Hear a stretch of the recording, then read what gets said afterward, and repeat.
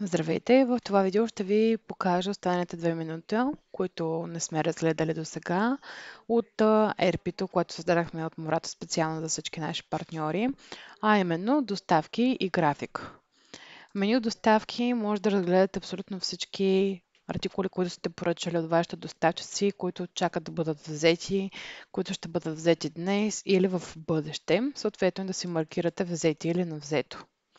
Общо взето, може да направите един импорт, може да ги филтрирате по поръчка, изделие, доставчик, статус, както и можете, ако натиснете бутона и тук, да намерите повече информация за самото меню.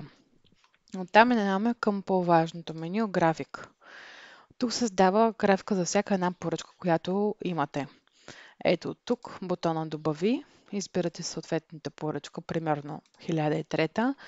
Директно ви се изписва какво е изделието, което ще произведете и започвате да попълвате всички точки от всяка една категория да попълните. Също така може да смените служителите, да добавите още служители и си задавате диапазона от време, за което трябва дадената категория да бъде изпълнена. Когато приключите накрая, избирате напред, визуализира ви се целият график и го пускате.